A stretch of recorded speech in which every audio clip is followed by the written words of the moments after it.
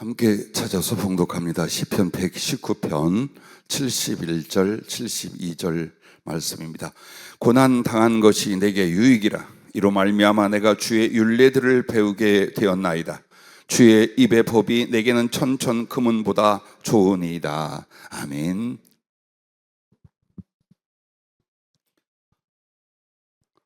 날마다 주님과 교제하고 교통하면서 말씀을 받는데 그 즐거움과 감동이 그리고 아픔이 언어로는 여러분에게 전달이 안 돼요. 때로는 친구처럼 어머니처럼 혹은 거룩한 위험 속에서 보이시고 말씀하는데 나는 이것이 우리 성도들이 이 말씀을 받는 모든 믿음의 사람들에게 똑같은 감동과 사랑의 감사와 두려움이 말씀 앞에 일어나기를 바라고 또 여러분의 영의 눈으로 말씀이 보일 수 있기를 바라요. 저 말씀을 주시는 주님의 마음이 무엇이며 그 일들은 어떤 것인지 그 영광의 능력이 무엇인지가 영으로 짐작하고 믿어지고 상상하는 역사가 말씀 받을 때 일어나기를 축복합니다. 오늘 셋째 날 말씀 제목은 하나님을 기쁘시게 하는 감사, 하나님을 기쁘시게 하는 감사라는 제목을 주셨습니다. 네 가지를 말씀하셨는데 첫 번째보다 두 번째가, 두 번째보다 세 번째가, 세 번째보다 네 번째가 더 크고 하나님께 만족을 드리는 기뻐하실 감사의 제목들이에요. 감사는 씨를 뿌림과 같답니다. 즉 하나님께서 그 말씀과 은총을 우리에게 씨로 주셨어요. 그런데 여러분이 농작물을 재배보면 알지만 씨를 뿌리면 알아서 가을에 30배, 60배, 100배 척 자라는 게 아니에요. 농부에 말할 수 없는 수고가 있어야 돼요. 저도 그래서 제가 농사를 지어 봤겠습니까마는 산골짜기에 배대기를 쳐놓고 아버지 돌아가신 뒤 6년 동안 보았어요. 조금씩 손으로 만지기도 하고 억지로 밭에 끌려가기도 하고. 그런데 밭을 일굴 때부터 농부들은 말도 못할 고생과 수고를 합니다. 해 뜨기 전에 나가서 해 지기 전에 돌아오지 않아요. 그리고 씨를 뿌리는데 뿌리는 게 제일 쉬워. 북 돋고 씨를 심고 흙을 덮어주기 제일 쉬운 거예요.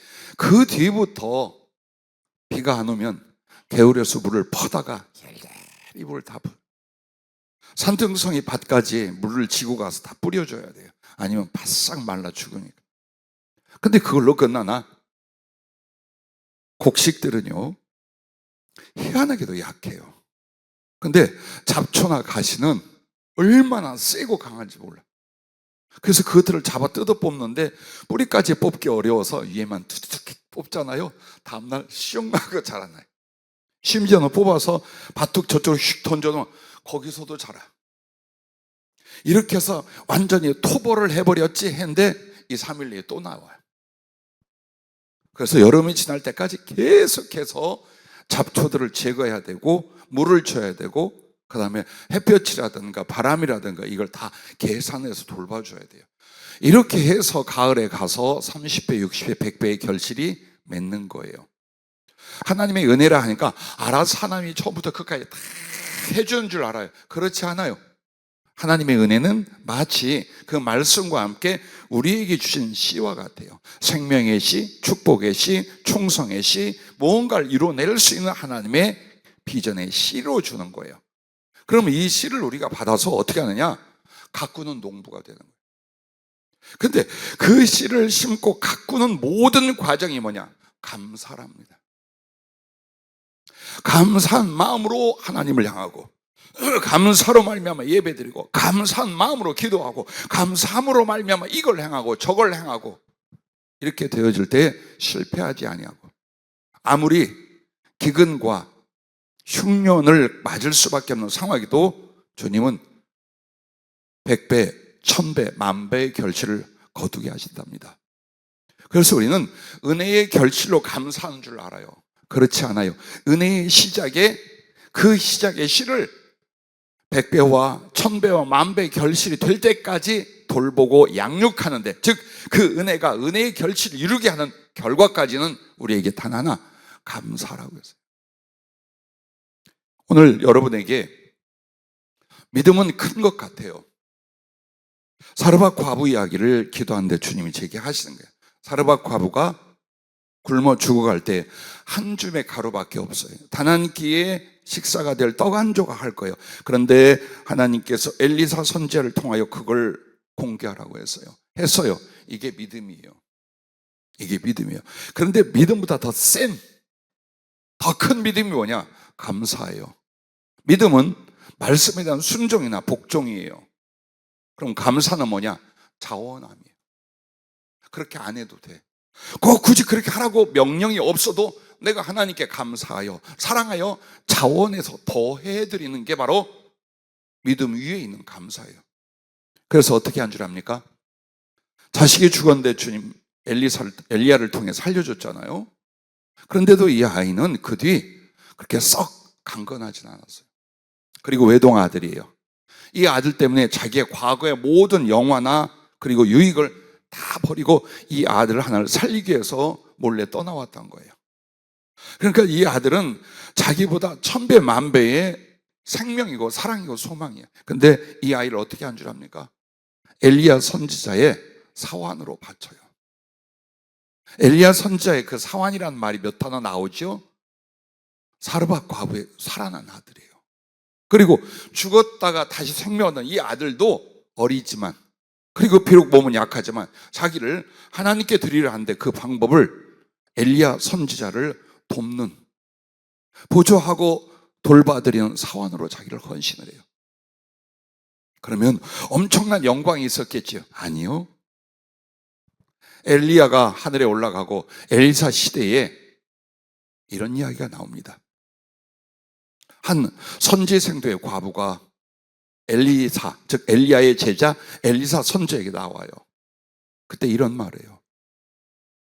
죽은 남편, 선지자 준비하고 선지자로 나아가던 그 남편이 하나님 앞에 얼마나 충성된지 당신은 아시지요? 라고 말해요. 즉 엘리사가 굉장히 아끼고 인정하는 어떤 젊은 선지자였던 거예요. 그런데 그가 몸이 약해서 죽었어요. 그리고 그가 병을 앓는 동안 빚을 얻고 여러 가지 도움을 받으면서 진 빚이 있어요. 자식들하고 이 젊은 과부가 어떻게 할 수 없는데 이제는 팔려가게 생겼어. 그걸 갚겨요. 그래서 엘리사 선지자 앞에 나옵니다. 그걸 하나님의 능력으로 엘리사 선지자가 해결해 주는 장면이 나오죠. 그 과부가 엘리야 선지자의 사환으로 사르밧 과부의 아들로 헌신하던 그 사람이에요. 그리고 거긴 며느리예요. 자, 이 드라마틱한 실제 역사 속의 믿음을 보십시오. 떡을 줄 때는 복종의 믿음이었어요. 그러나 내 생명보다 더 소중한, 그리고 내 생명 자체를 하나님께 드리는 건 명령이 아니었어요. 감사와 사랑의 자원함이었어요. 그래서 레위기의 출애굽기의 제사를 설명할 때 자원제라는 게 있어요. 낙헌제라는 말도 있고 화목제라는 말도 있어요. 이 전체가 다 뭐냐? 속죄제, 속건제는 의무예요. 안 하면 범죄야. 그러나 이 나머지는 안 해도 돼요. 하지만 하나님의 은혜가 고마워서, 주신 사랑이 너무나 감사해서, 그래서 자원하여 드림으로 말미암아 제사장과 레위인과 자기 가족들과 또 그 제사에 참여한 사람들에게 먹게 하고 잔치와 사랑과 교제를 나누게 하고, 이걸 했어요. 이걸 가르쳐 자원제라 그래요.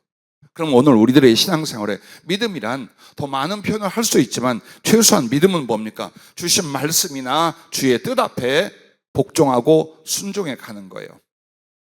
거기까지만 해도 믿음을 인정받고 믿음의 역사와 구원 받아요. 그런데 그 믿음보다 더 소중한 게 뭡니까? 감사라는. 그래서 여러분과 나를 살아온 날들을 봐요. 감사함으로 예배 드리는가? 감사함으로 재물을 준비하고 예물을 준비하여 하나님께 드리기를 1년 내내 계획하고 있는가? 감사함으로 나의 인생을 하나님을 향하여 드리고 하나님이 기뻐한 그 어떤 방향과 내용을 위하여 나를 기꺼이 바치려 하는가?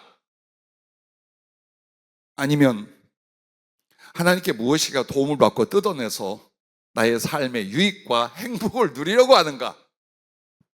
수준이에요. 그 깊이와 수준이 이렇게 차이가 나는 거예요. 그래서 아직도 나만을 위하여, 나를 위하여라면 구원의 경계선에 있을지언정 구원의 선을 넘어 하나님의 나라에 도달할 사람은 아니에요.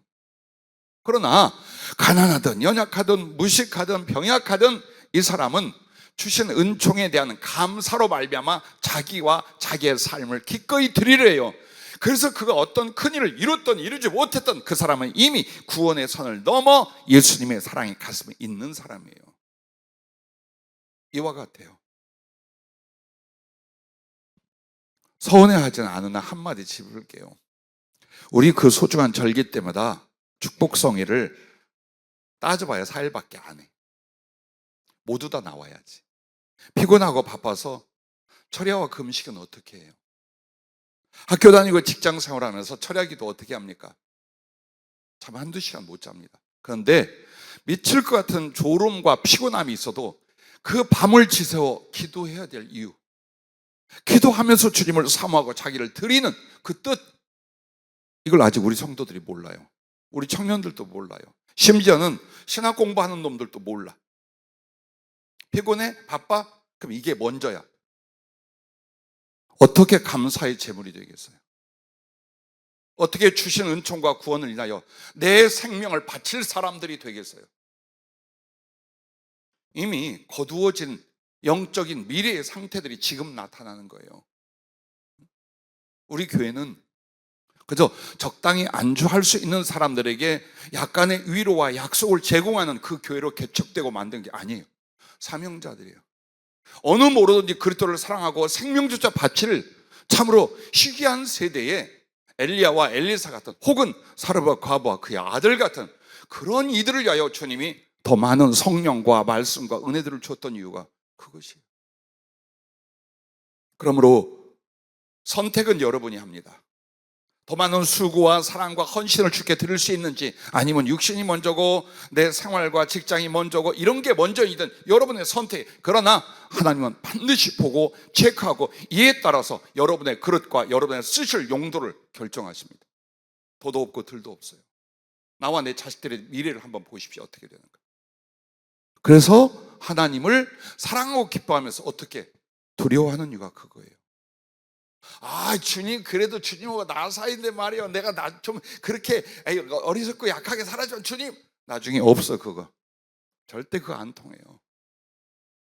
감사라는 것은 예배 시간에 조금 헌금을 드리거나 감사합니다, 찬송합니다 요거 몇 마디 하거나, 그게 아니에요. 그래서 우리 교회에 이번 시즌에 성령이 자꾸 파 부숴버리고 새롭게 만들게 보여. 형식과 위선의 신앙생활과 그 내용을 깨라 이거예요. 진실과 최선을 다하는 그 신앙으로, 그 삶으로 거듭나라 이거예요. 그래야 주님의 계획이 개인과 가정과 이 교회 위에 일어날 그 거룩한 축복의 일들이 그들에게 일어나기 때문이에요. 이대로 가시면 아무것도 안 일어나요. 미안해요. 여기 와 계신 여러분의, 그럼 내가 여기 있는 분에게 말하지 안 온 사람들에게 말하겠어요? 아니면 미국에 있는 사람에게 말하겠어요? 하지만 한번 보세요. 우리의 작은 변화가, 우리의 작은 진실한 섬김이 나를 어떻게 바꾸고 하나님의 부으심과 쓰심이 앞으로 어떻게 달라지는가를 여러분이 볼 것이요, 내 주변이 보게 될 줄로 믿으시길 바랍니다. 자, 하나님을 더 기쁘시게 하는 감사의 첫째는 이거예요. 기다리면서 감사. 한번 따라해 주시기 바랍니다. 기다리면서 감사. 뭘 기다려? 자, 하나님 앞에 무엇인가를 구하거나 이루려고 합니다. 우리 믿음의 사람들이 그렇죠. 내가 기도하면서 하나님 앞에 언제 주시려나이까, 언제 이루시려나이까, 그리고 나의 영적인 것과 또 세상에서 사업이나 삶에 대한 어떤 것들을 이루려고 하고 하나님의 뜻을 살폈고 그 말씀을 들었고 그래서 그걸 밀어붙이고 있어요. 근데 구하는 바가 얼른 이루어지지 않고 이루려 하는 것이 얼른 성취가 되지 않아요. 그러므로 나는 자동적으로 기다리는 세월을 살고 있어요. 그럼 분명히 이때 뭐가 옵니까? 지체되는 것이 힘들고 어렵고 두렵고 낙심이 오게 돼 있어요. 심지어 일은 분명히 주님의 뜻과 계획이라고 해서 했는데 빨리 안 되면 주님의 뜻이 아니었는가? 혹시 주님이 원하지 않는데 나 혼자 했은 건가? 별의별 염려와 근심 그리고 돌아가는 모든 상황들의 어려움과 고통이 따르게 됩니다. 한번 보십시오. 아브라함이라는 사람에게 하나님이 약속과 비전을 줍니다. 내 고향, 네가 의지하는 물질과 친척들, 네 본토 떠나라. 그리고 하나님께서 그 백성들을 일으킬 약속의 땅으로 가라. 근데 이 여정이 수천 킬로미터 넘는 광야와 사막들이에요. 그리고 거기를 떠나려면 내 모든 기득권 혹은 내가 할 수 있는 것들, 내가 이룬 것들을 가지고 갈 수가 없어요. 탈탈 털어서 생활하고 당장에 생기를 꾸릴 수 있는 상황만으로 가야 돼요. 근데 그 약속이 뭐냐? 자식이 없는 이 사람에게 자식을 줄 것이요 너의 후손이 때로는 바다의 모라와 같이 때로는 하늘의 별과 같이 충만하게 되리라. 그리고 너는 내게 있어서 복의 근원이 될 것이다. 너를 통해 영적 축복과 물질적 축복과 생명의 축복이 나아가게 하고 이루게 하는 나의 축복의 통로가 될 것이다 그랬어요. 그렇게 해서 자기의 모든 삶의 기반과 소망을 탈탈 털고 출발을 했어요. 그렇게 하고 순종을 해서 왔어요. 믿음을 따라 왔어요. 그런데 75세에 그 말씀과 약속을 받았는데 안 이루어지네. 80이 됐는데도 안 이루어지네. 90이 됐는데도 안 이루어지네. 100세가 되니 끝났다.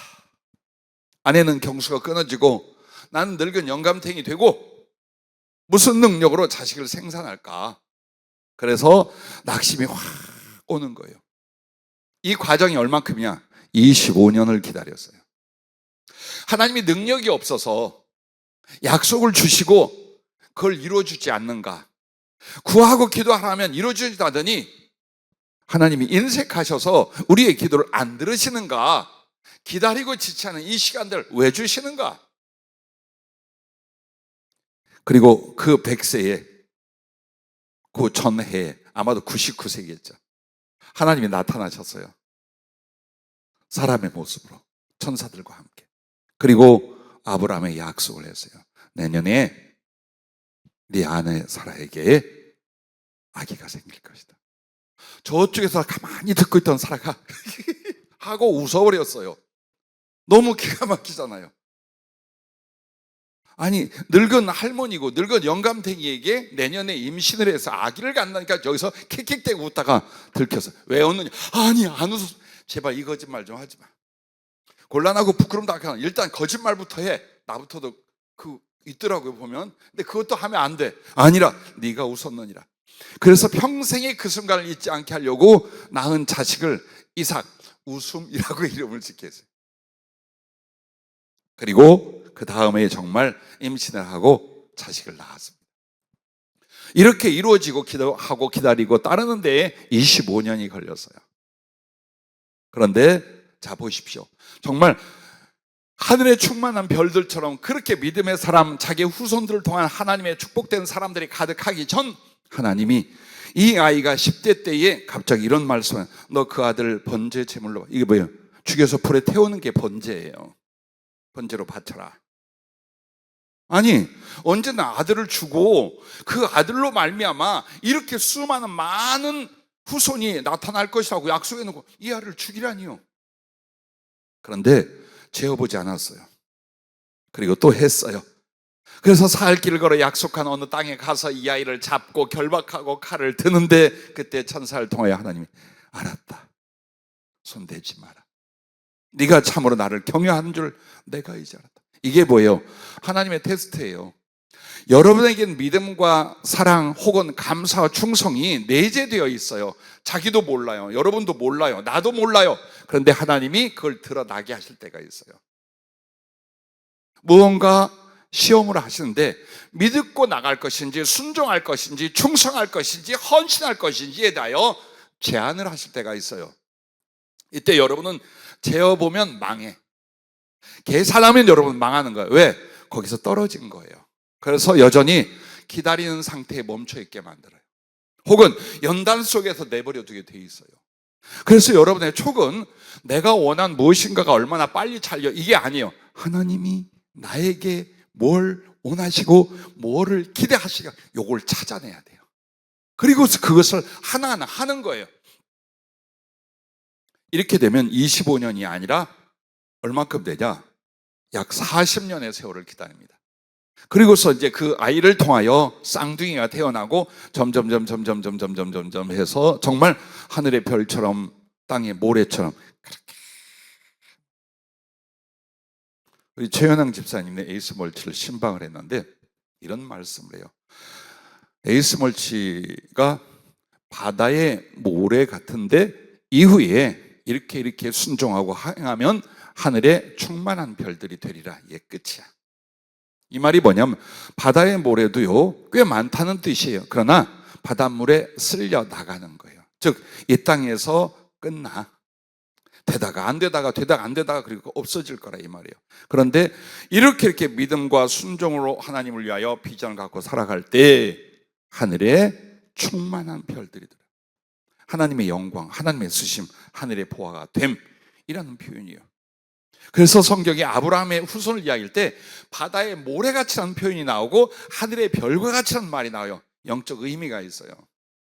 즉 그 아들 이삭을 통하여 쌍둥이 태어나서 에서로 말미암아 저쪽 이스마엘과 에서 쪽으로 계열이 나누고 그리고 이 야곱 쪽으로 계열이 나눠져요. 이 야곱 쪽에서 믿음의 나라와 믿음의 사람들이 세워집니다. 그리고 그리스도 예수도 오십니다. 이쪽을 가리켜 하늘의 별과 같이라고 말한 거예요. 바다의 모래같이는 뭡니까? 에돔에서부터 아랍까지 그쪽 계통. 그래서 그들도 지금도요 알라로 이름을 하여 하나님을 믿어요. 구약 성경도 채용하고 신약의 복음서도 채용을 해요. 이렇게 해요. 그런데 그들은 땅의 사람들로 끝나는 거예요. 자, 이 세월, 이 40년의 세월 기다렸어요. 얼마나 안타깝고 힘들고 아픔과 낙심도 오지 않았겠습니까? 그런데 주님은 결국 당신의 약속을 이루셔요. 그의 믿음은 실현유예요. 그래서 여러분이 지금 내가 눈으로 보는 게 없고 손으로 잡히기가 없어도 낙심하고 염려하는 게 아니라 하나님께 감사하는 거예요. 이 기다림을 인하여 감사하는 거예요. 그러면 어떻게 감사를 했느냐? 이것입니다. 주의 말씀 주심을 감사하는 거예요. 나에게 그분이 나와 관계된 일들이나 내가 기도하거나 내가 이루고자 하는 일들에 관한 말씀을 주셨잖아요. 그게 시작이 되게 하셨잖아요. 말씀 주심을 감사해요. 왜? 그 말씀이 하나님이야. 그 말씀이 하나님의 인격이고 하나님의 약속이고 하나님의 능력인데 내게 먼저 말씀을 주신 거예요. 믿음은 여기서 시작이 되는 거예요. 그러므로 아무것도 없어. 근데 분명히 내가 믿음으로 받은 그분이 하신 말씀이 있잖아. 이거 아무한테나 안 주는 거예요. 이거 설교 때 다 듣잖아요. 듣는가 보십시오. 앉아서 100명 1000명 신자들이 앉아서 이거 내 말씀이 다 붙들고 이걸 삶으로 옮긴 사람이 몇 명이나 나오겠어요. 하나님 아십니다 그거. 그런데 주의 종을 통해서 했던 기도할 때 받았던 성경 말씀이나 혹은 설교를 듣던 그 중에서 내가 아멘 하고 이걸 잡고 했단 말이에요. 내게 주신 말씀이에요. 그래서 그 말씀을 통한 실체가 이루어지지 않아도 말씀을 줬으면 실체는 이미 있는 거예요. 믿음은 바라는 것의 실상이에요. 보지 못한 것들에 대한 증거예요. 그래서 그 믿음의 내용이, 믿음의 진실이 어디서 오느냐? 말씀으로 왔어요. 내가 말씀이 없다면 무슨 믿음이고 말씀이 없다면 무슨 하나님의 관계와 하나님의 일을 하겠어요. 그러나 그가 나에게 말씀을 주셔서 이 말씀으로 이 만들어가는 기다림의 과정 감사합니다. 두 번째는 믿음으로 가고 있음을 감사하는 거예요. 삐지고 낙심하고 뒤지고 엎어져서 영혼마저 엉망 신앙마저 다 패대기 칠 수 있는데, 그럼에도 내가 눈으로 보지 못하고 손으로 잡지 못해도 내 주 예수 그리스도와 그의 말씀을 가지고 믿음으로 이 세월을 살고 있어요. 이걸 왜 못 감사하냐 이게. 믿음은 연단으로 만들어지는 거예요. 믿음은 아무나의 것이 아니에요. 시련이 있고 기다림이 있고 순종이 있고, 그 과정에서 정금 같은 믿음이 만들어지고, 이 믿음이 하나님의 구원과 생명과 그 나라를 갖게 만드는 거예요. 그러므로 이 기다리는 과정에 내가 주를 바라는 믿음을 가지고 있음을 하나님께 감사하라고 했습니다. 그리고 하나님 앞에 자신을 돌아보며 성숙하게 하심을 감사하라는 거예요. 왜? 우리는요, 무엇을 통해서 자라나고 변화되는 줄 압니까? 시간을 통해서예요. 일도 시간을 통해서 이루어지지만, 나라는 존재가 이 땅에 사는 동안 무엇으로 말미암아 퇴보하고 성장하느냐? 시간이에요. 시간. 그러니까 나는 시간을 싫어하는 거야. 빨리. 한국 사람이 어디 여행 가면 전부 다 그쪽에서 안 돼요. 빨리. 얼마나 빨리 외쳤는지 그쪽 다 통해. 그럼 여러분에게 말씀드리게, 빨리 되면 어떻게 될까요? 빨리 죽는 것밖에 없어. 그죠? 빨리면 결국 죽는 것밖에 없어요. 빨리 죽겠다는 얘기예요. 빨리가 중요한 게 아니라, 이 시간을 통해서 여러분이 조금만 깨달으면, 조금만 하나님의 섭리와 자기를 돌아보면 알 거예요. 나를 영적으로나 믿음으로나 인격적으로나 성숙하게 만들어 간다는 거예요. 그런데 이것이 먹고 마시고 내 마음대로 마음껏 할 때는 절대로 변화가 오지 않고 꼬여요. 뒤로 물러나요. 교만해지거나 욕심에 치우치거나 하나님을 가물가물 잊어가요. 그래서 여러분이 기다린 시간 동안에 물질보다, 성취보다, 어떤 나의 소원보다 내 구주 예수를 더욱 사랑하고 기뻐하는 그 심령 상태의 인격성을 만드는 시간을 주님 주고 계신 거예요. 이걸 바라보지 못하면 못 견딥니다. 내가 원하는 것이 내가 원하는 데 이루어지지 않으면 하나님이고 뭐고 없어지는 존재가 되고 말아요. 그래서 기다리게 하신 주님, 그 속에서 나를 돌아보면서 하나님 앞에 성장해 가는 것을 감사하는 겁니다. 그리고 알지 못하고 보지 못해도 어때요? 하나님께서 이 일을 이루고 계심에 대해서 여러분은 감사해야 돼요. 그게 바로 내다보는 감사, 미리 하는 감사예요. 자, 한번 여러분 생각해 보십시다. 지금 나는 물질이 없거나 건강이 없거나 힘들어서 아무것도 못해요. 그러니까 우리의 소원과 우리가 해야 할 일들이 성취되지 않는다고 여겨요. 진행과 진보가 안 보인다고 여겨져요. 하나님도 그러실까요? 하나님도 아무것도 못하고 가만히 계실까요? 아니에요. 내가 못하는 거지. 하나님은 나의 믿음대로, 기도대로, 그가 주신 말씀과 계획대로 계속 일하고 계셔요. 이것을 온전하게 크고 아름답게 이루게 하여 당신은 이 나라 저 나라 이 사람 이 일 저 일 통해서 계속해서 만들고 계셔요. 다만 안목이 짧은 우리가, 지식이 부족한 우리가 하나님께서 나와 당신을 위하여 일하고 계심을 모르는 거예요. 그러나 몰라도 이제는 어때요? 믿음으로 하는 거예요. 분명히 그러고 계셔. 내가 할 수 없는 것을 그분이 대신 지금 뛰고 열심히 만들고 완벽하게 일하고 계셔. 그러므로 이걸 믿고 감사하는 거예요. 이걸 믿고.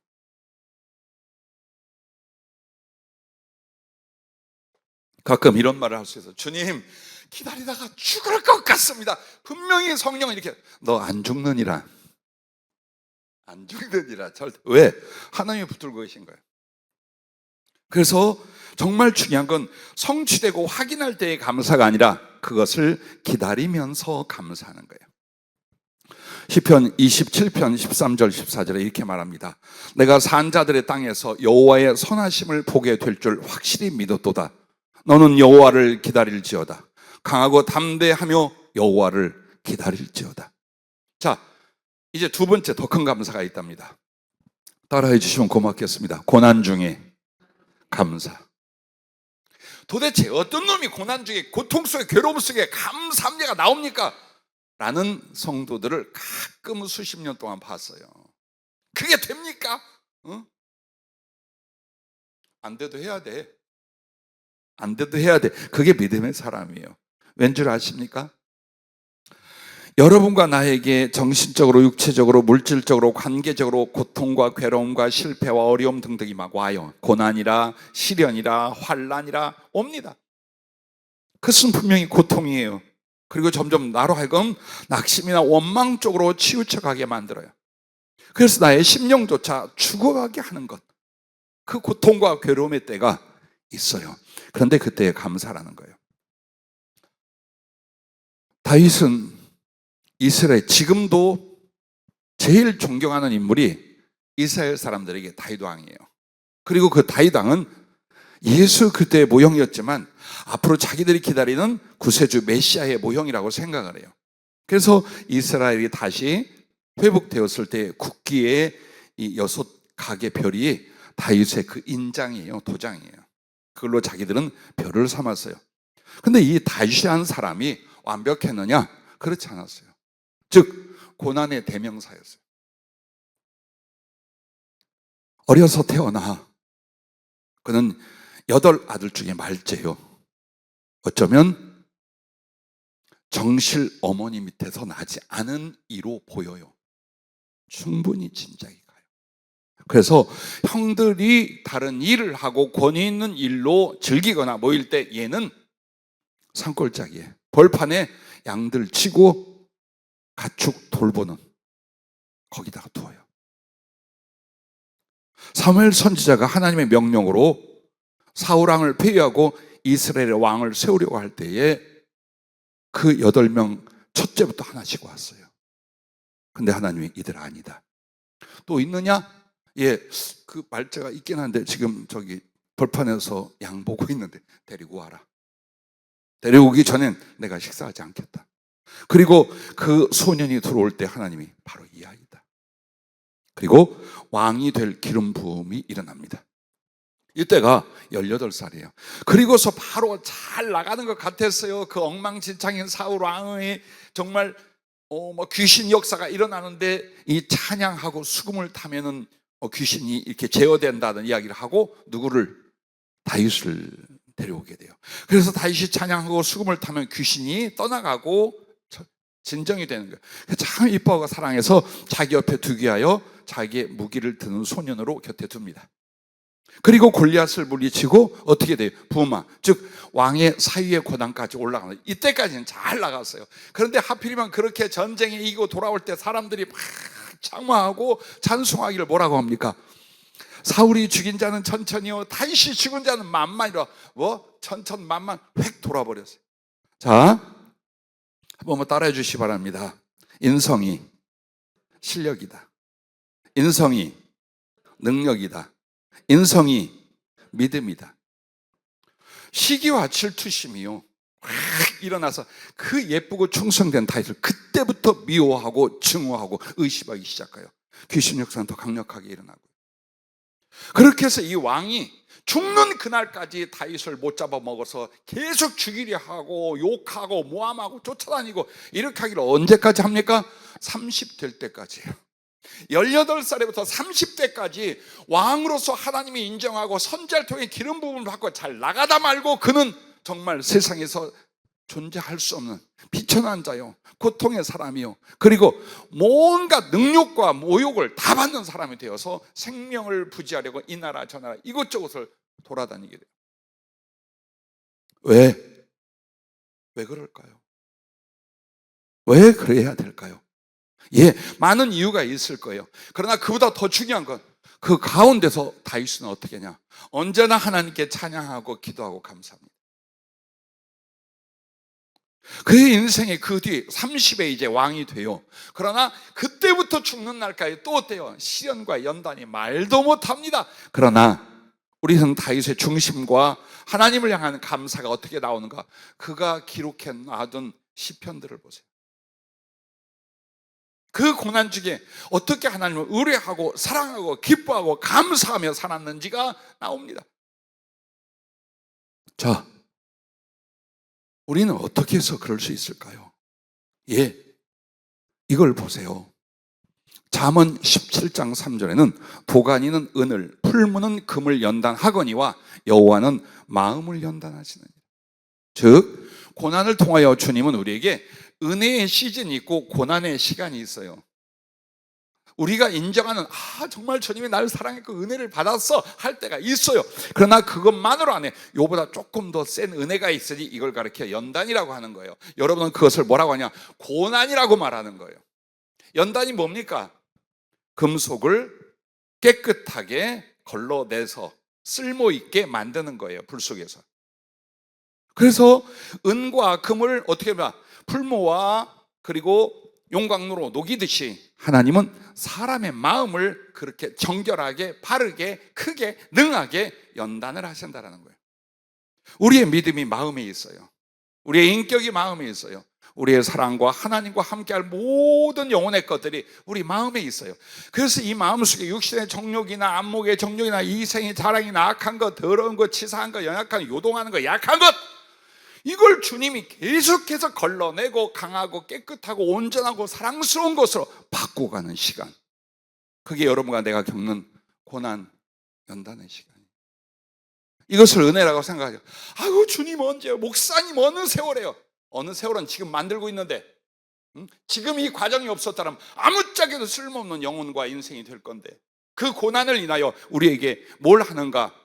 연단을 통하여 바르게 옳게 구원받게 쓸 수 있게 만든다 이거예요. 여러분과 난 대부분 이렇게 말해요.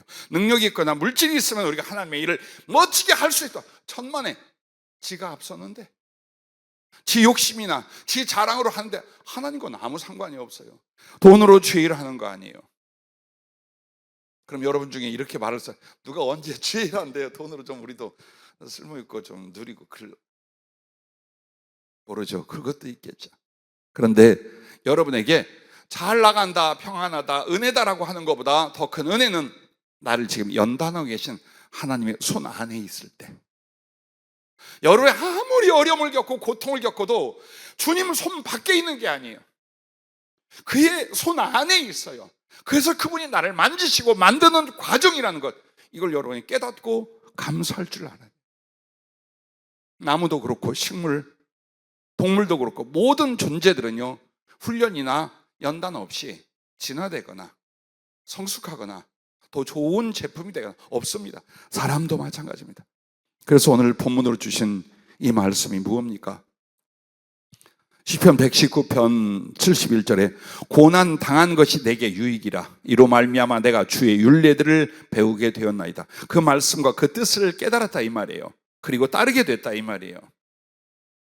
이 고난의 시간들이 없고 이 역경의 아픔들이 없었다면 더 방자한 사람 혹은 자기 고집과 자아로 살아갈 사람일지도 몰라요. 세상이 먼저요, 물질이 먼저요, 인간관계가 먼저라 하나님 뒤로 하고 엉망진창의 가짜 교인으로 나타날 수 있었어요. 그런데 여러분과 내가 겪었던 그 고난의 순간들, 그 시간들을 통해 여러분 점점 어때요? 하나님의 사람이 이렇게 나타납니다. 고난이 오잖아요, 하나님께 더 가까이 갑니다. 주님을 더 찾게 됩니다. 그럼 주님께 가까이 가고 그 말씀, 그 성령의 역사가 일어나기 시작합니다. 그렇다면 그때부터 껍데기를 벗기 시작하는 거예요. 위선의 껍데기, 육신과 세상을 사랑하는 껍데기, 예수님을 사랑하는 척 하나 절대 사랑하지 않는 그 정욕적인 가슴들 다 내려놓고 부숴, 다 그렇게 만드는 거예요. 그러므로 여러분과 내가 고난이라고 할 때 감사는 이렇게 하랍니다. 더 큰 고난이 아님을 감사하는 거예요. 자, 교통사고가 났어요. 안 났으면 더 좋았겠죠. 그런데 나의 실수나 상대방의 주의하지 못함으로 인해서요. 그래가지고 내 팔이 다쳤다고 합시다. 깁스를 하고 한 2달을 있어야 돼요. 주님 이게 뭡니까? 주님 조금만 막아주시지, 조금만 피하게 하시지, 2달이면 내가 해야 할 일이 뭐며 이거 불편하게, 엄청나게 불편하다. 그리고 간지러 죽겠습니다. 그냥 뜯어내지도 못하고. 해본 분들은 알 거예요. 그때 뭘 감사라? 팔이 아니라 네 목이 부러질 수도 있잖아. 네 척추가 나가서 더 큰 어려움을 겪을 수 있잖아. 네가 불법이 돼서 그냥 보험이고 뭐고 그냥 너 왕창 패가망신할 수 있지 않았느냐? 왜 우리는 이 생각을 못합니까? 어떤 구체적인 건 눈으로 보지 못하나 분명 하나님의 선한 섭리나 보호가 있어 이 정도밖에는 고난이 아니다라는 걸 여러분이 감사할 줄 알라는 거예요. 왜? 사실이랍니다. 우리가 몰라도 사실이었답니다. 그래서 나중에 다 돌아가서 인생을 살고 뒤를 돌아보면 그분의 손길과 그분의 동행을 그때 가서 보는 거예요. 그래서 우리는 고난 중에도 더 큰 고난이 아님을 감사하는 것이고, 그 다음에 고난 중에 나로 낙심과 불신으로 망하지 않게 하심을 감사하는 거예요. 나 아무리 힘들어도 주님께 대한 믿음과 순종, 사랑 가지고 있어. 이게 될까? 잘해주고 좋은 걸 주고 필요한 걸 주어서 주님이 최고야, 이렇게 믿음으로 사는 줄 알았는데 아니거든. 없어. 힘들어. 그리고 일반 사람이 겪는 고통도 나도 겪어. 그러면 분명히 아니 주님이 사랑한다더니 주님이 뭘 해주신다니 이럴 수가 있는가 하면서 점점 비틀어질 수 있어요. 낙심 올 수 있고요, 불신으로. 그럼 영혼은 이제 멸망에 이르게 되는 거예요. 그런데 아무리 어렵고 힘이 들어도 예수님이 내 마음에서 지워지질 않아. 어느 순간에도 당신은 소중한 나의 하나님이지 당신은 내게서 불신, 못마땅한 대상이 아닌 거예요. 그래서 힘들고 어렵지만 믿음을 갖고 소망을 갖고 사랑을 가지고 주님을 따라가는 이걸 찾아보라 이 말이에요. 그리고 그것을 감사하는 사람이 되라는 것입니다. 그리고 무엇보다도 고난을 당해야 되면 우리는 주님의 말씀, 주님의 뜻을 내가 배우고 따르게 돼요.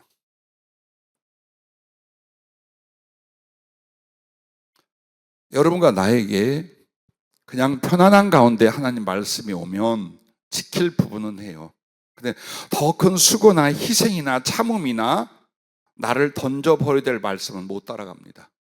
하지만 고난이 오잖아요. 지금 그게 문제가 아니야. 이 고난을 벗어나서 그 하나님의 나라와 뜻을 이루기 위하여 나는 할 건 못하게 다 하기 시작. 버려요. 예, 배에서 이 배가 지금 풍랑으로 깔았는데 버려라.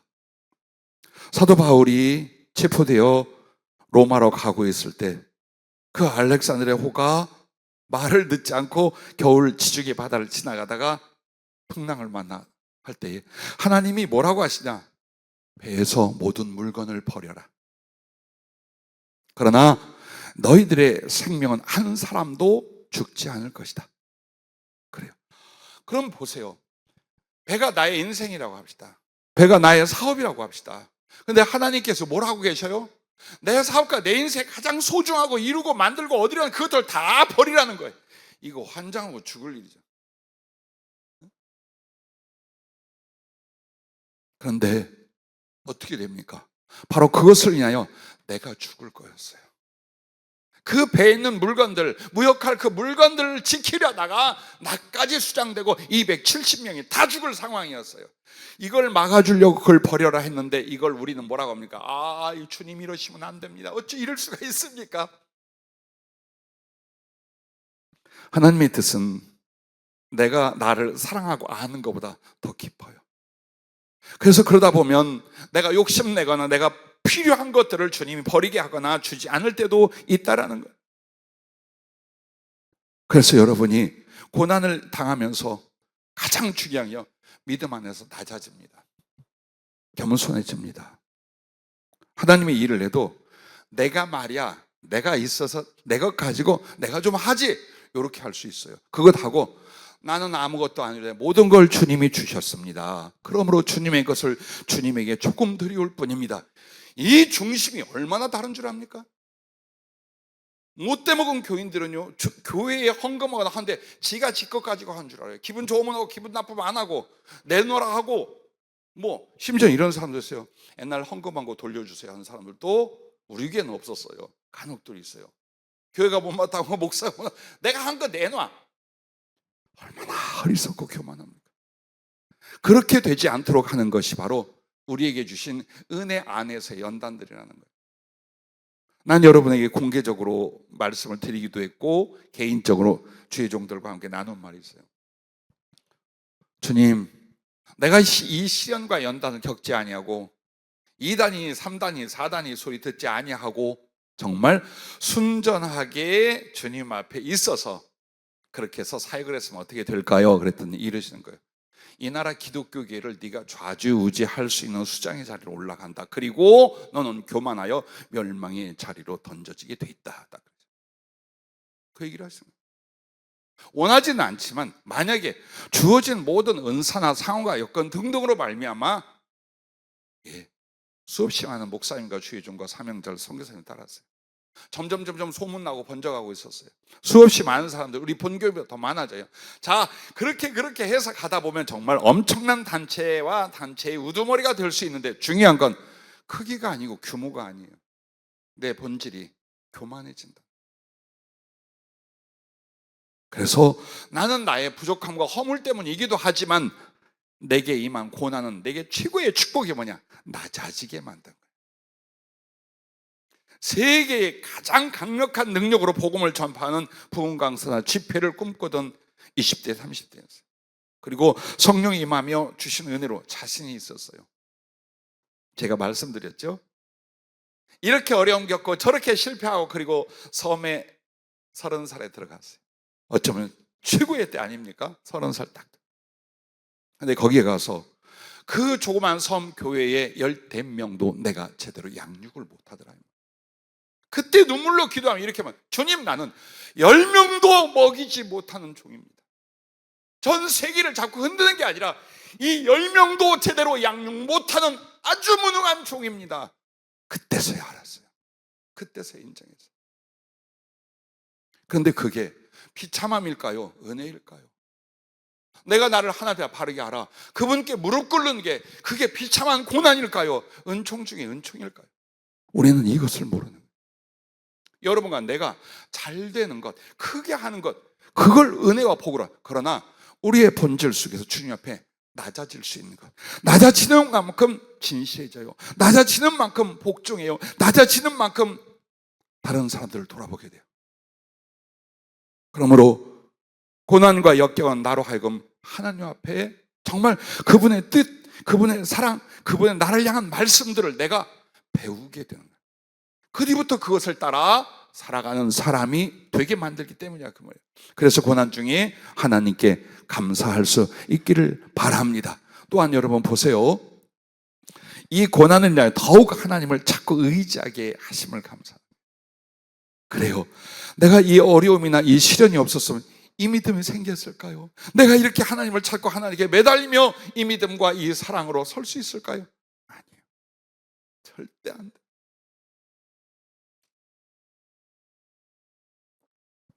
고난은 여전히 나를 침치고 있는데 나의 믿음이, 주님을 향한 나의 사랑이 더욱 커지고 당신을 의지하여 꼭 찾고 있는 여러분의 모습을 보세요. 그리고 그것을 감사하는 거예요. 여러분은 고난으로 말미암아 하나님 앞에 말씀과 양식 앞에 진실해져 갑니다.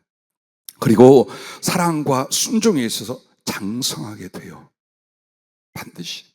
절대 하나님의 사람, 그리스도 안에 있는 사람에게는 고난이 손해가 아니고 손실이 아니에요. 그 기원 또한 이 아름다운 은혜의 거룩한 성장이 여러분에게 있음을, 또 있을 것을 믿고 감사할 수 있기를 바랍니다. 세 번째입니다. 따라해 주시면 고맙겠습니다. 맡겨주신 희생을 감사. 그래요. 조금 더 힘있게 할 때까지 한번 더 해볼게요. 맡겨주신 희생을 감사. 할렐루야. 그럼 여기서 희생이란 충성 부분을 말하는 거예요. 섬김과 충성의 일들을 주를 위해 하는, 이건 다 뭘까요? 수고와 희생뿐이에요. 내게 어떤 현실적이고 물질적이고 삶의 이익이나 칭찬이 아니에요. 그걸 위하여 섬기고 봉사하고 주께 충성하는 게 아니에요. 그래서 가면 이런 걸 많이 봐요. 상담이나 혹은 상황을 볼 때 이런 경우들이 있어요. 너무 힘들어요. 우리는 너무 찌글러요. 우리 편 너무 부족해요. 너무 많이 고생하고 수고하고 어려워요. 내 시간이 없어요.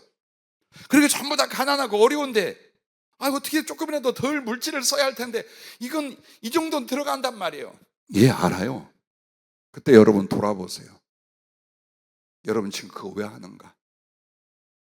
누굴 위해 하는가를 보세요. 작은 이 수고와 생명조차 바칠 그 하나님을 위한 충성, 그것은 끊임없이 수고와 희생이 따르게 돼 있어요. 근데 더 수고하는 게 기쁘고 더 희생하는 게 기쁘지 않는다면 여러분 하나님을 위하여 무슨 사랑과 충성의 사람입니까? 어떻게든지 쉽게, 어떻게든지 편하게, 그건 봉사가 아니고 그것은 하나님을 향한 충성이 아니에요.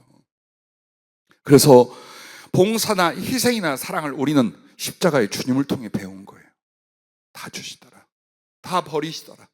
아낌없이 주고 더 주시더라. 당신은 챙기지 아니하시더라. 내게 주신 사랑이 그거였어요. 나를 향한 충성이 우리 주님이 그거였어요. 여러분과 나는 그걸 배우는 사람이에요. 알량한 예배 시간이나 약간의 봉사나 그리고 막 인색하고 힘들어하며 주의를 하거나 이거 아니란 말이에요. 그래서 주께서 여러분과 나를 부르셔서 어떤 봉사와 예배, 섬김과 충성을 할 때 당연히 수고가 들어가고 희생이 들어갑니다. 그때 어떻게 감사해야 될 것이냐? 주께서 나를 충성되이 여겨서 이 일과 이 봉사의 직무를 맡겨주심을 감사하는 거예요. 나에게 이걸. 만약 그게 교회 안에서 아주 작은 봉사라고 해도 이거 여성교회장이 시켰어, 우리 목사님이 하라더라가 아니라 주께서 내게 충성될 줄로 믿고 나만이 할 수 있는 사랑으로 여기시고 내게 그걸 맡겨주셨어요. 주님, 나 신납니다. 기쁩니다. 고맙습니다. 날 믿어주시는군요. 왜 이 마음이 안 일어나냐 이 말이에요. 응? 하나님의 섭리와 손길 아닌 수고나 예배나 봉사와 충성, 그 어디 있어요? 그래서 우리는 그것을 가르쳐 사명이라고 말하는 거예요. 하나님이 주신 그 거룩한 일, 그걸 주었어요. 근데 이제 사명이라고 봉사나 섬김과 주의라고 하는데 이게 돈이 들어가고 시간이 들어가고 고생이 들어가고 말을 받고 뭐 사람끼리 갈등이, 그래서 이걸 피하려 하거나 이것을 조금 더 편안하게 하려거나 하는 경향을 수없이 봐요. 자, 신학을 공부하고 주의종으로 준비합니다. 고난을 택하십니까? 큰일을 하되 쉽게 하는 걸 택하십니까? 사명자 여러분, 그리스도를 위한 더 큰 고난을 내 마음에 각오합니까? 아니면 좀 편안하면서 성과 내는 사역이 되기를 바랍니까? 누군가를 혼자 멀리 보낸다면 아주 벌벌 떨립니까? 어디를 가더라도 목사님 자꾸 가야지 합니까? 아니면 주님이 너 가라 하면 그 외로운 길, 그 두려운 길을 혼자서라도 갈 수 있습니까? 우리는 구두자예요. 평생의 주의 뜻을 배우고 그걸 이루려고 목숨과 삶을 다하는 사람들, 그게 신앙인이고 그게 신자고 그게 하나님의 사람. 유혹 많아요. 내 자신의 죄성과 내가 세상적 육신의 안일과 평안을 위하여 바라는 건 너무나 많아요. 나도 많아요. 근데 그것을 따르지 않고 꺾어가는 거예요. 수고와 희생인데 주님을 위하여, 그분을 위한 사랑과 충성을 위한 거예요. 내가 이것을 감사하리라, 내가 이것을 감당하리라, 내가 이것을 기뻐하리라. 이거 주님께 보여드리는 거예요, 여러분. 그러므로 작은 일을 행하는 걸 보면 이 사람이 나중에 큰 일이 있을 때 어떻게 할 것인가를 나도 알거니와 주님은 너무나 잘 아셔요. 지금 이미 신학을 하고 우리 강도사님들 또 전사님을 가고 있고 또 우리 젊은 청년들이 신학을 하거나 준비하고 있어요. 요새 내가 굉장히 고민이 많아요. 애들 그냥 그만두라고 할까? 더 나이 먹기 전에 밥 먹고 살도록 얘네들 인생 돌아보고 기술을 배우든지 다른 쪽으로 좀 한번 살아라고 할까? 정말이에요. 왜 이 생각을 하느냐? 있겠지요. 있겠지만 이제 여러분들은 드러내야 돼요. 주님을 향한 사랑과 그 충성과 희생이 선을 넘어야 돼요. 평범한 그걸로 안 돼. 절대로 주의 종 안 돼요. 되더라도 정말 고난과 갈등 속에 끝나는 주의 종으로 끝나요. 그 길이 어떤 길인 줄 압니까? 이 삶이 뭔 줄 압니까? 일주일에 예배 한번 나와가지고 주의종이 되겠다고 하는데 그게 가능한 일이냐 그 말이에요. 평생을 기도와 예배로 인도할 사람들이, 그것도 외국까지 가서 할 사람들인데, 저는 그 신학을 준비하거나 신학 과정에서 겨우겨우 교회나 나오고 기도도 없고 말씀도 없고 성령도 없고 죽을 각오도 없다면 그 길을 가게 하지 말고 연명해라. 그냥 사는데 살아가다가 적당히 가정 갖고 그렇게 살아. 그래도 너 믿음 안 버리면 구원은 받아. 이렇게 하고 싶은 생각이 일어날 때가 있어요. 생각해 보세요. 복음을 위하여 주님의 종이 된다라고 했어요. 이게 직업 중에 하나입니까? 삶의 선택 중에 한 부분이니까 아니죠. 받은 바 은총을 주신 생명 때문에 나를 다 바치게 한 감사의 제물이 되는 거예요. 근데 힘들어? 바빠? 어려워? 예, 바쁘고 어렵고 힘들고 궁핍 와요. 그때 감사하는 거예요. 내가 궁핍한 만큼, 힘이 든 만큼 내 수고는 주님에 대한 더 깊은 사랑을 만든다는 걸, 이걸 감사하는 거예요. 왜 이거 못해요? 왜 우리가 그걸 못하냔 말이에요. 조금 더 나으면, 조금 더 쉽고, 조금 더 내 맘대로 살면, 이건 이미 사명자도 아니고 최종이 아니라 그 말이에요. 그 정신과 그 생활이 이어지지 않는데 이 젊은이들이 신학을 하고 목사 안수를 받고 어떻게 할까요? 이 나라에서 뭘 할까요? 명심들 하세요. 난 포기하겠다는 사람은 축복해서 포기하게 만들 거야. 앞으로 고난을 기뻐하고 수고를 감사하지 않는다면 이 길은 못 가요. 또한 이것은 모든 사명자들이 마찬가지요. 모든 성도들이 하나님을 향한 기본이에요. 이게 그분은 우리를 위해 어떻게 하는가를 보십시오. 아까워하시던가요? 나 때문에 고생하거나 욕먹거나 하는 걸 부끄러워하거나 싫어하시던가요? 아니에요. 우리 때문에 세상에다 얼마나 욕을 먹는지 몰라. 여러분이 욕먹어요? 하나님이 욕먹지? 예수님의 이름에 욕을 해퍼붓지? 그럼에도 싫어하지 않아요. 부끄러워하지 않아요. 십자가의 그 능력과 고난은요, 지금도 계속되지만, 그래서 여러분을 책망하거나 여러분을 멀리하거나 당신의 괴로움과 수치당함과 억울함을 피하려고 아니하시는 분, 그분이 하나님이요, 그분이 예수님이요. 그 길을 가는 게 여러분과 나라. 그 말. 감사가 뭔 줄 압니까? 아무것도 아니나 죽어가던 지옥에 던질 나를 모든 희생과 수고를 다 바쳐 그 하나님이 나를 살렸어. 그리고 나의 사랑이 진행이 되고 있어. 그럼 나도 어떡할까? 잘 먹고 잘 사는 걸 기뻐할까? 편안하고 육신의 행복을 기뻐할까? 아니, 주님을 위한 사랑이든지 충성이든지 영광 돌린 일에 내가 더 고생할 수 있는 것, 내가 더 수고할 수 있는 것, 내가 더 쏟아낼 수 있는 것, 그게 기쁘고 거기에 여러분의 감사가 크고 진실하고 주님께 기쁨을 드리는 감사인 줄로 믿으시길 바랍니다. 그래서 여러분과 나에게 정말 감사가 내 안에 사랑과 충성심이 있다는, 이거 없이 적당히 대충 교회에 대한 수없이 많은 신자들이 있는 걸 아는데 그래도 부족하지만 내 안에 주님을 사랑하는 마음이 있어요. 그래서 그분을 위하여 수고하고 희생하고 충성하려는 의지와 삶이 진행이 되고, 이걸 감사하는 거예요. 아, 이거 힘들어, 이거 어려워, 그게 아니라 그렇게 할 수 있는 것, 그 사랑, 그 충성의 마음 주심을 감사하는 거예요. 그러면서 보세요. 여러분은 주님 앞에 어떤 사명과 충성을 위하여 분명히 재능과 달란트를 받았어요. 그걸 돌아보세요. 그걸 하나님께 감사합니다. 그래, 내가 아무리 마음이 있어도 그 일을 어떻게 이루며 그 희생과 그 충성을 어떻게 이루겠어요? 그런데 심령 안에서부터 신령한 것과 물질의 것과 지혜의 것과 능력의 것, 경험과 인간관계 모든 것들을 주님이 주고 계셔요. 주고 계셔요. 그래서 내가 그나마 작지만 이 수고, 이 충성을 할 수 있으니 아무리 힘이 들고 어려워도 주님 앞에 주신 은혜, 주신 달란트를 인하여 감사라. 그 사람에게 더 큰 달란트를 부어줄 줄로 믿으시길 바랍니다. 그리고 무엇보다도 더 사랑할 수 있게 하심을 감사합니다. 여러분은 주님에 대한 충성을 통해 뭘 좀 얻는 걸 바라지 마세요. 저요, 달라 안 해도 땅에서부터 보상 아주 기뻐하셔서 더 부어주고 달란트 더 주게 돼 있어요. 그럼 내 마음은, 내 양심만큼은 하나님께 무엇을 기대하여 일하는 게 아니에요. 받은 바 은총과 구원, 그 사랑을 갚으려는 작은 갚으렴으로 희생하려, 더 수고하려. 그것은 바로 내 구주 예수를 더 사랑하게 만드는 것입니다. 그래서 이렇게 수고와 희생의 끝이 뭐며 이 사랑의 끝이 뭔 줄 압니까? 순교예요.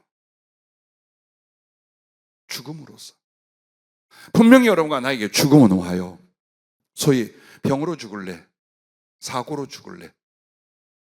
아니면 죄송해요, 벽에다가 뭐 칠한 데까지 살다 그렇게 죽을래?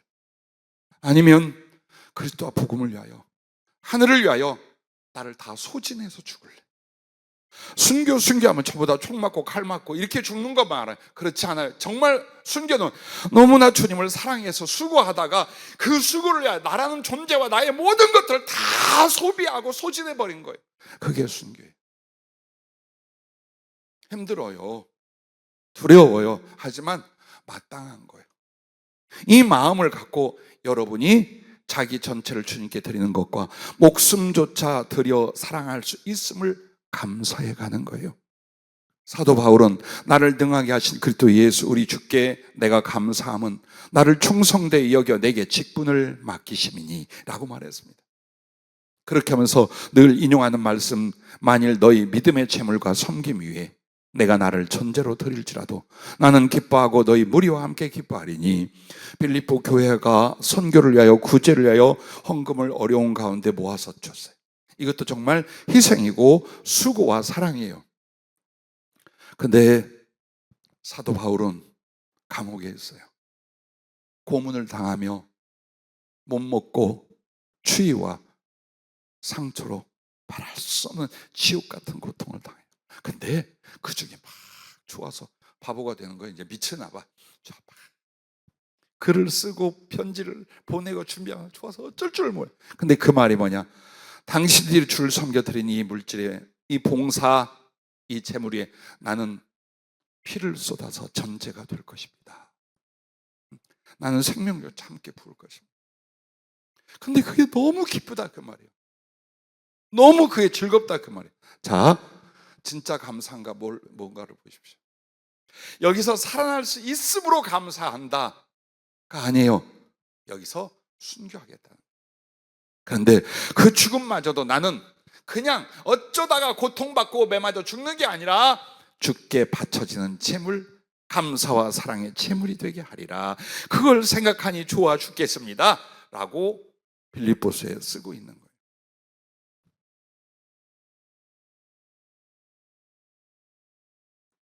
여러분이 잘 아는 다니엘, 구약 성경의 다니엘을 보십시오. 10대에 포로로 잡혀서 바벨론의 침공으로 유다 왕국이 완전히 망하고 쓸모있는 사람들을 잡아갔습니다. 그리고 나서 70년 뒤에 바벨론이 망하고 페르시아가 집권을 한 뒤 유대인들을 돌려보냅니다. 그때 그는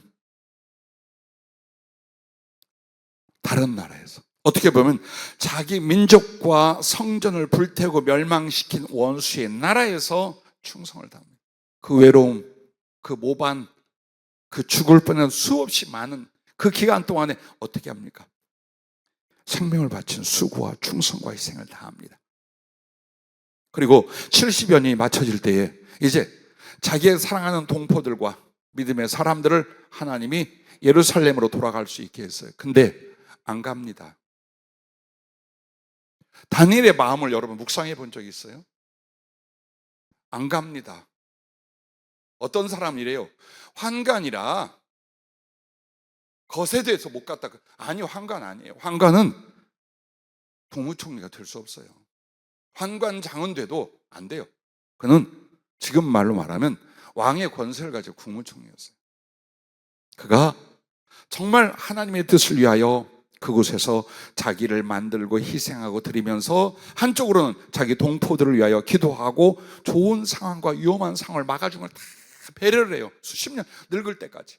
그리고 새로운 왕들에게 하나님의 살아계심과 여호와 하나님을 섬기게 될 그 이유와 사건들을 만들어서 4대의 왕조에 걸쳐 전부 다 전도합니다. 전부 다.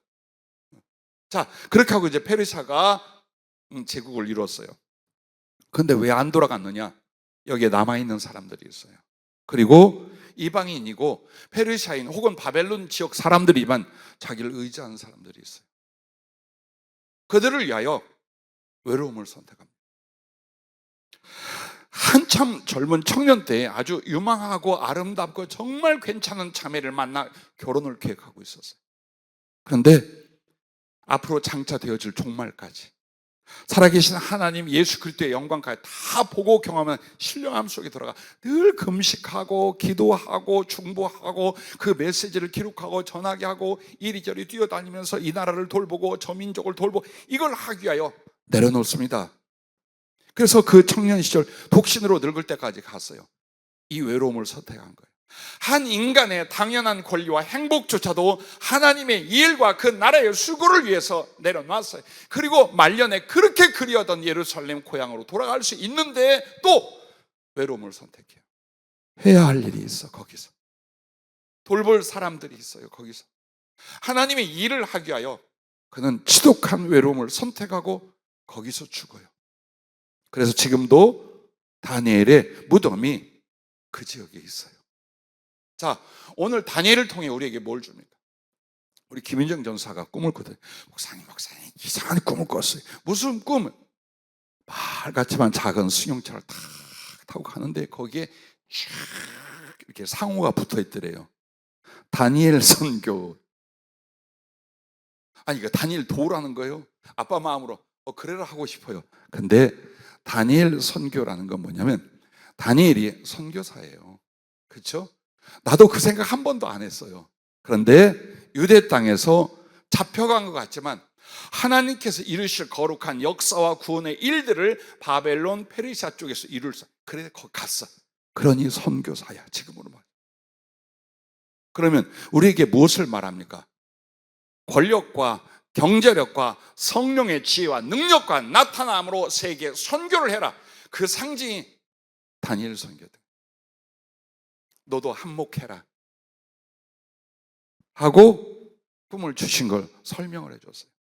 그렇습니다. 저도 그렇지만 여러분과 내가 가는 길에 많은 시련, 연단, 궁핍, 아픔이 있었어요. 난 그걸 감사해요. 왜? 풍요로울 때, 잘 나갈 때 어려움을 겪잖아요. 못 일어납니다. 그 길을 못 갑니다. 오히려 낙심과 원망에 빠질 수 있어요. 그런데 당할 만큼 당하고 겪을 만큼 겪고 그 속에서 믿음을 갖고 그 속에서 사랑을 키워왔어요. 더 큰 고난이 온들 어려움이 온들 여러분이 한 발자국이라도 물러나겠습니까? 아니에요. 죽여봐라. 나 한번 죽여봐라. 내가 복음 안전하고 예수 그리스도 증거하자. 해봐라 라고 할 사람들이 되게 만드신 거예요. 지금까지. 그리고 여러분의 손에 능력을 줄 때, 여러분의 손에 재물을 줄 때, 여러분의 가슴에 성령을 부어줄 때 어느 나라 어느 곳에 간들 얼마나 진실하고 강하게 주의 일을 이루어내겠습니까? 그러므로 이 모든 과정 속에 가장 중요한 감사할 줄 아는 사람인가? 이 부분이라는 것입니다. 마지막 네 번째, 제일 센 감사입니다. 따라해 주시면 고맙겠습니다. 이루어 주시지 않음도 감사. 이루어 줄 걸 믿고 참고 바라고 감사를 했는데 세월이 지나고 결과가 지나고 기다림이 끝나는 판에 보니까 안 돼. 안 이루어져. 안 생겼어. 못 얻었어. 그때 아니었구나, 꽝이었구나, 허탈하네. 김 목사님 그럴 줄 몰랐네. 그것까지도 감사하는 게 최고의 깊이와 높이의 감사랍니다. 그토록 애쓰고 갈망하고 간구하였건만 원하는 때에 원하는 것이 이루어지지 않고 이제는 이것이 끝났다라고 생각하는 상황까지 갔어요. 예. 그때 여러분 어때요? 내가 다시는 그렇게 기도하나 봐라. 내가 다시는 그렇게 하나 봐라. 안 되는 건 안 되는 거야. 잘 몰랐던 거지 뭐. 하나님 뜻이 아니었나 봐. 나나 챙기고 살아야지 이제. 한번 보세요. 다윗이 이루지 못한 게 있어요.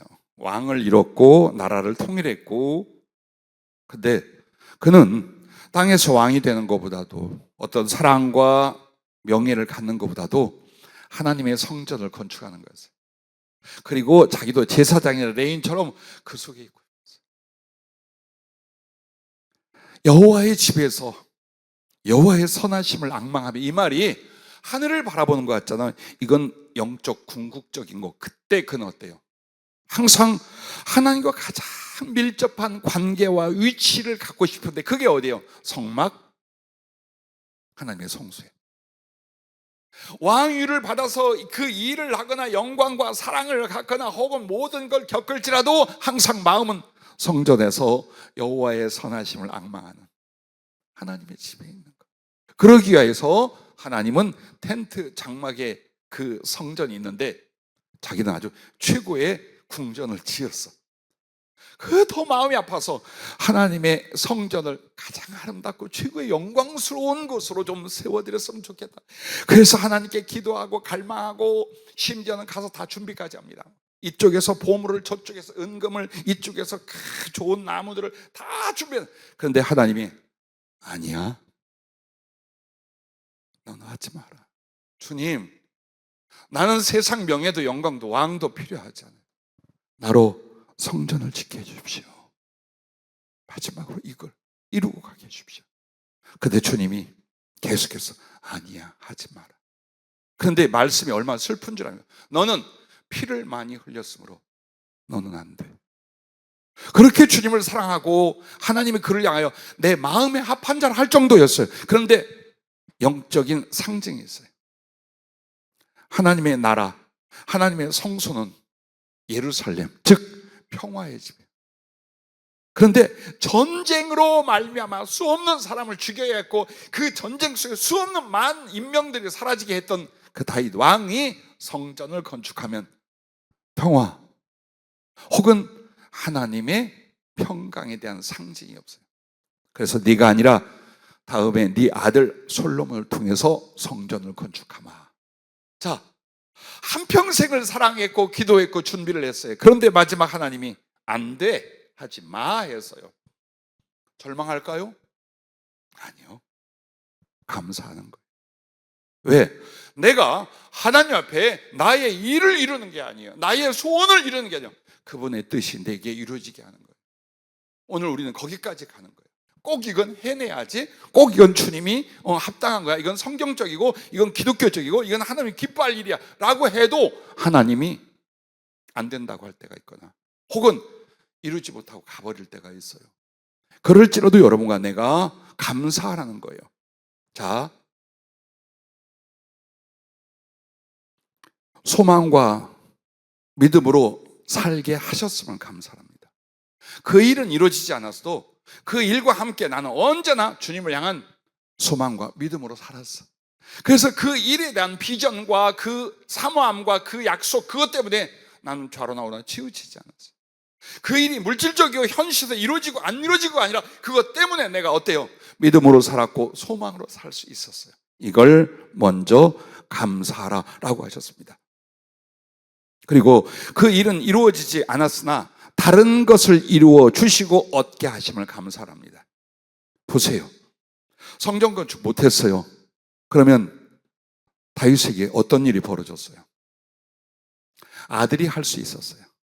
더 많은 사람과 나의 사랑하는 후손들, 더 많은 영광과 더 많은 아름다운 일들이, 더 많은 사람들이 모여서 그것을 이루게 했어요. 그리고 자기에게는 뭘 주셨어요? 가슴으로부터 시작하여 주님 보좌를 주셨어요. 땅에 있는 이 장막, 땅에 있는 요 성전이 아니라 하늘에 있는 성전, 하나님과 그 보좌, 그 당신 자신을 내게 주시잖아요. 그리고 그 외에도 다윗이 이스라엘에서 이룬 일들을 보세요.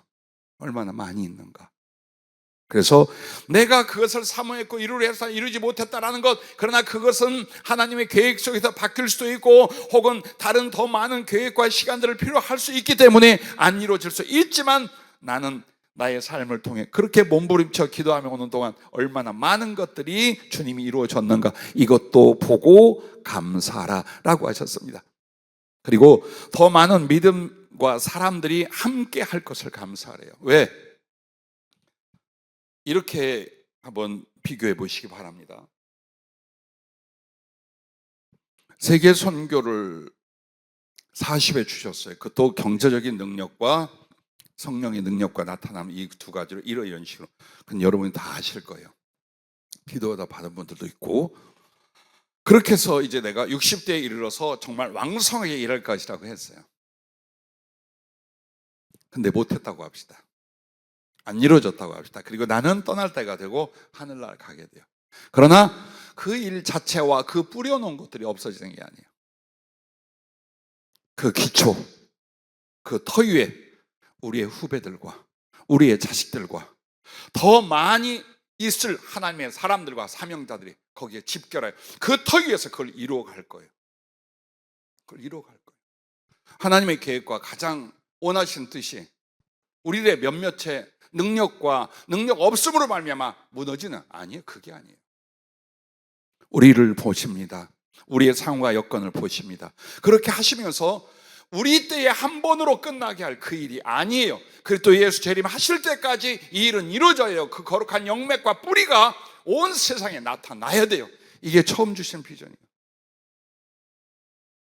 그러므로 부모된 여러분들은 여러분의 자식들이 사명자로서 어떤 모습에 어떤 일들의 사명자로서 계속 이어갈 것인가를 생각하십니까? 아니면 지놈들 하고자 하는 대로 지들이 행복한 대로 내버려 두십니까? 혹시 육신과 세상의 것 쫓아가게 만듭니까? 그렇다면 다른 지역의 다른 사람들의 자녀와 젊은이들이 혹은 사명자들이 이 사역을 나중에 다 이끌어갈 것입니다. 이 교회 출신은 없을 수 있습니다, 여러분. 그렇게 말씀을 듣고 그렇게 기도를 받고 그렇게 많은 약속을 주었지만 만들지 않고 드리지 않고 가르쳐지지 않는다면 우리 때에 이어서 이어질 이 모든 일들은 어때요? 또 다른 제3의 사람들의 것이 되고 말아요. 지금 각 기업체와 사업들도 마찬가지. 지금 일대예요. 주님이 요즘 불러주시고 계속해서 연결되고 있는 이 팀들에 지금 거기에 대표 혹은 제일 큰 실권자와 영향자들은 누구냐? 주님의 사람들이에요. 대부분 다 전원이 다 주님의. 그런데 생각해 보시오. 이걸로 끝나게 하겠는가? 그렇지 않아요. 우린 지금 다리를 놓고 털을 놓고 그 시작을 만들고 있어요. 그리고 혹시 여러분과 내가 주님의 부르심을 받았다고 합시다. 이루지 못하게, 아니요. 그동안의 기도와 그동안의 수고와 그동안의 하나님과 함께 이루는 그곳 위에 주님은 더 크고 능하고 온전한 것들을, 더 많은 믿음과 더 많은 하나님의 사람들과 하나님의 능력이 더욱 크게 벌어지도록 이끌어 가신다는 것, 이걸 감사하래요. 내 인생 자체에서 한동안 조바심이 많이 왔어요. 이루지 못할까 봐. 혹은 있잖아요, 나이도 들고 내가 여러분에게 엄살 안 하면 누구한테 하겠어요? 몇 개월 차이로 체력이 떨어져요. 누우면 못 일어나겠고, 그리고 바쁘게 한번 집회 사역하고 기도하고 어디 좀 다녀오고 하면은 누가 이 체격에 맨날 운동하는 목사님이 빌빌빌 그러고 체력이 떨어진다고 생각할까요? 근데 고백을 해요. 왜 고백하냐? 나 좀 먹여주고 여러분 이뻐해주고 기도해주세요. 그게 아니라 가고 있다 이 말이에요. 주님께. 그것이 주님께 가는 것이지 어디를 걸어서 갑니까? 그게 아니에요. 체력이 소비되고 건강이 이뤄짐으로 말미암아 주의 부르심 앞에 가는 거예요. 그래서 시간이 더 촉박해지게 마음속에서 이루고 가야 될 때. 그래서 한동안 조바심도 나고 마음속에 안타까움도 나오고 여러 사람들에 대해서 좀 이렇게 좀 하지 이런 생각도 들었어요. 그런데 점점점 마음속에 평안이 오는 건 뭐예요? 그건 하나님의 소관이에요. 우리는 내가 할 수 있는 최선을 하면 당신의 비전과 계획이 나를 통해 시작이 됐건만 이것은 실패로 끝나지 않는다. 없는 일로 끝나지 않는다. 더 나은 믿음의 사람들과 더 많은 하나님의 사명자들이 이렇게 결집하여 전 세계를 향하여 이 일과 이 복음 전파의 사역을 반드시 이룬다는 거예요. 그리고 늘 그 얘기를 해주셔요.